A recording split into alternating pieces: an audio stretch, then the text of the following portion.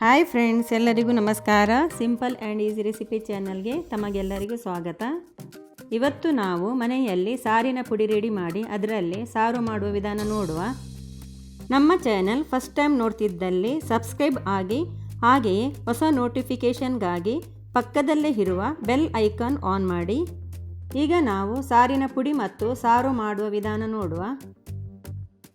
ಇಲ್ಲಿ ನಾನು 1/4 ಕಪ್ಪು ತೊಗರಿಬೇಳೆ ತೆಗೆದುಕೊಂಡಿದ್ದೇನೆ.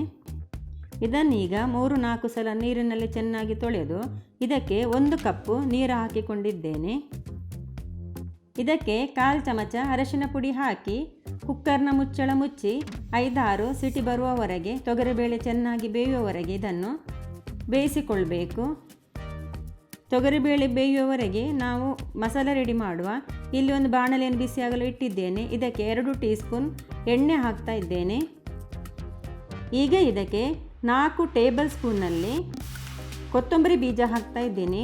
ಇದು ಟೀ ಸ್ಪೂನ್ ಅಲ್ಲ, ಟೇಬಲ್ ಸ್ಪೂನ್ ದೊಡ್ಡ ಚಮಚದಲ್ಲಿ ಹಾಕ್ತಾ ಇದ್ದೀನಿ.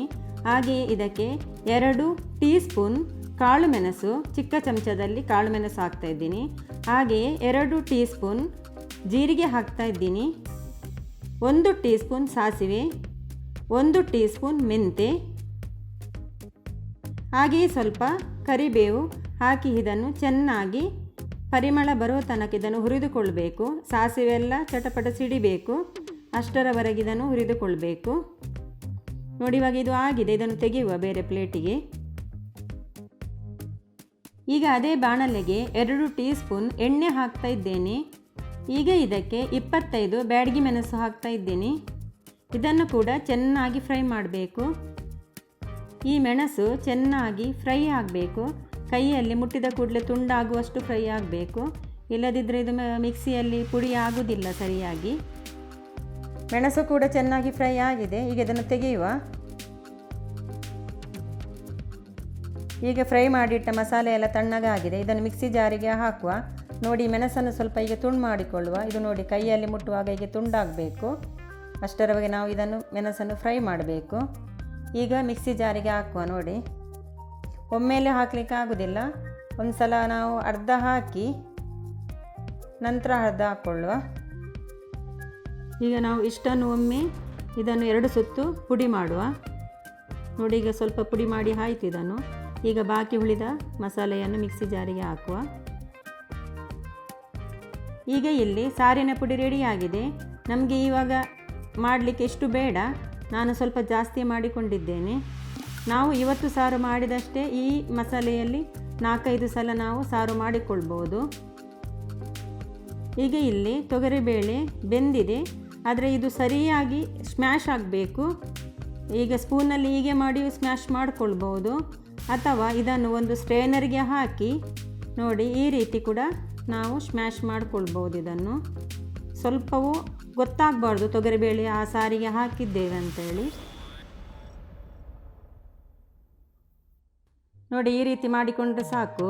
ನೋಡಿ, ಇದರಲ್ಲಿ ಗೊತ್ತಾಗೋದಿಲ್ಲ ತೊಗರಿಬೇಳೆ ಇದೆ ಅಂತೇಳಿ. ಇಲ್ಲಿ ನಾನು ಒಂದು ದೊಡ್ಡ ಲಿಂಬೆ ಗಾತ್ರದಷ್ಟು ಹುಣಸೆ ಹುಳಿ ತಗೊಂಡಿದ್ದೇನೆ. ಇದಕ್ಕೆ ಸ್ವಲ್ಪ ನೀರು ಹಾಕಿ ಇಡಬೇಕು.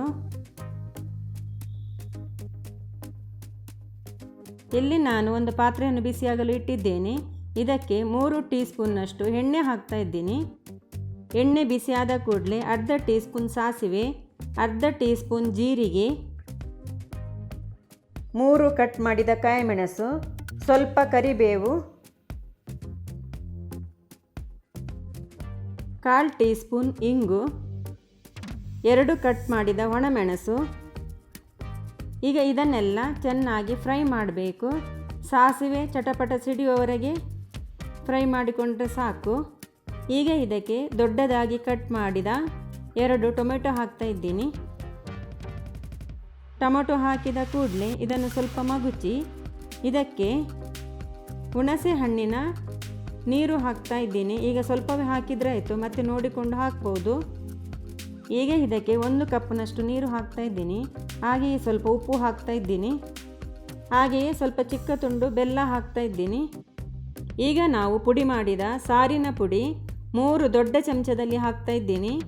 ಖಾರ ಮತ್ತು ನೋಡಿಕೊಂಡು ಹಾಕಿದರೆ ಆಯಿತು, ಜಾಸ್ತಿ ಬೇಕಿದ್ದರೆ. ಈಗ 3 ಚಮಚ ಹಾಕಿ ಇದನ್ನು ಒಮ್ಮೆ ಚೆನ್ನಾಗಿ ಮಗುಚಿ ಇದಕ್ಕೆ ಈಗ ಮುಚ್ಚಳ ಮುಚ್ಚಿ ಒಂದು 5 ನಿಮಿಷ ಬೇಯಿಸಿದ್ರೆ ಆಯಿತು. ಈಗ 5 ನಿಮಿಷದ ನಂತರ ಟೊಮೆಟೊ ಕೂಡ ಸ್ವಲ್ಪ ಮೆದು ಆಗಿದೆ. ಈಗ ಇದಕ್ಕೆ ಬೇಯಿಸಿ ಸ್ಮ್ಯಾಶ್ ಮಾಡಿಟ್ಟ ತೊಗರಿಬೇಳೆಯನ್ನು ಹಾಕ್ತಾ ಇದ್ದೀನಿ. ಈಗ ಇದಕ್ಕೆ ಸ್ವಲ್ಪ ನೀರು ಹಾಕಿ ಇದನ್ನು ನಮಗೆ ಎಷ್ಟು ದಪ್ಪ ಬೇಕು ಅಥವಾ ತೆಳು ಬೇಕು ನೋಡಿ ನೀರು ಹಾಕಿದರೆ ಆಯಿತು. ತುಂಬ ದಪ್ಪನೂ ಹಾಕಬಾರ್ದು, ತುಂಬ ತೆಳುನೂ ಹಾಕಬಾರ್ದು.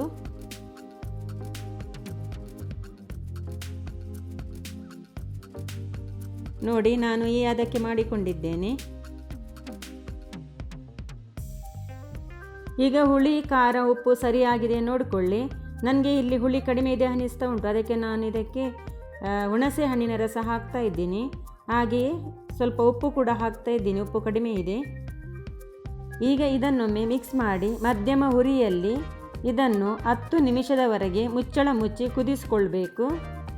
ಇದು ಚೆನ್ನಾಗಿ ಕುದಿ ಬರಬೇಕು.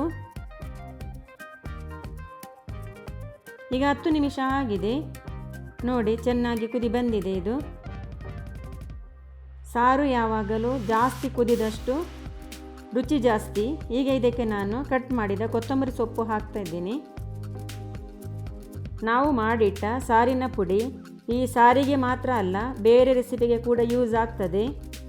ನಮ್ಮ ಮುಂದಿನ ವಿಡಿಯೋದಲ್ಲಿ ಇದು ಯಾವುದಕ್ಕೆಲ್ಲ ಯೂಸ್ ಆಗ್ತದೆ ಆ ರೆಸಿಪಿ ಕೂಡ ನಾನು ವಿಡಿಯೋ ಮಾಡಿ ಹಾಕ್ತೀನಿ. ಇವತ್ತಿನ ಈ ರೆಸಿಪಿ ನಿಮಗೆ ಇಷ್ಟ ಆದರೆ ನಮ್ಮ ಚಾನೆಲ್ ಇನ್ನೂ ನೀವು ಸಬ್ಸ್ಕ್ರೈಬ್ ಮಾಡದಿದ್ದರೆ ಸಬ್ಸ್ಕ್ರೈಬ್ ಮಾಡಿ, ಲೈಕ್ ಮಾಡಿ, ಶೇರ್ ಮಾಡಿ, ನಮಗೆ ಸಪೋರ್ಟ್ ಮಾಡಿ ಎಂದು ಹೇಳುತ್ತಾ ತಮಗೆಲ್ಲರಿಗೂ ಧನ್ಯವಾದಗಳು.